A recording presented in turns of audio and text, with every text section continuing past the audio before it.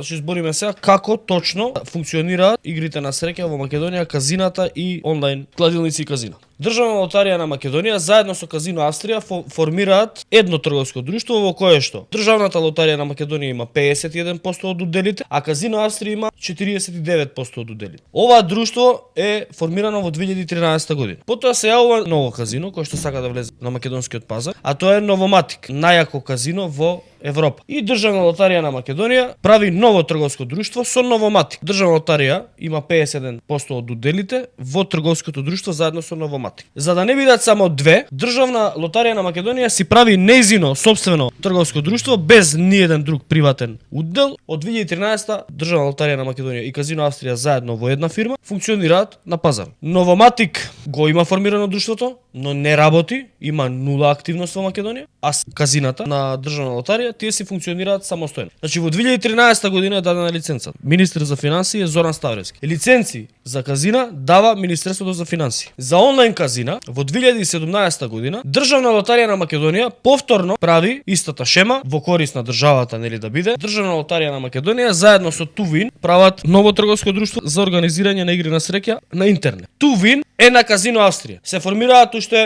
уште 4 фирми за онлайн коцкање и сите 4 фирми приватни прават трговски друштва со Државна лотарија на Македонија, во кој што Државна лотарија на Македонија има 51% од уделите, а 49% има приватниот сопственик. Значи со Моцарт, со Везувио и Евротип и сите прават онлайн казина. Се прави и пето онлайн казино, кое што е во 100% на собственост на Државна лотарија на Македонија. Лиценците на овие им се даваат во 2017 година. Кога премиер на владата е Емил Димитриев. Прашањето е, кој е одговорен се и кој треба да одговара? Вие немате толку проучено работата, шпекулират и ставате во опасност, можеби дел од најдобрите кадри на државава да бидат евентуално кривично гонети заради тоа што вие сакате да правите пиар. Сега ги укинуваат лиценците за онлайн казина, меѓу кои што и на Казино Австрија. Што ќе се случи се? Укинувањето на лиценцата и договорот ќе треба да ги раскине директорот на Државната лотарија на Македонија, Александар Климовски, со што директно ќе биде кривично одговорен за нанесување на штета на буџетот од најмалку, како што викаат они, 500 милиони евра. Што е трагедијата? Дека Тувин, Казино Австрија, веројатно ќе ги црта условите за следниот повик за онлайн казина, кој што ќе може да ги исполни само Казино Австрија. Владата на Груевски направила многу добро решение. Сакаш казино да имаш, да, 57% ќе биде државата од твоето казино. И тоа го направиле и тие го прифатиле сите. Биле прво само Казино Австрија, после се појавиле уште 3 други. Казино Австрија го губи монополот, со што губи приходи од околу 20 милиона на годишно ниво. Ги губи заради тоа што има конкуренција. Сега ќе нема конкуренција.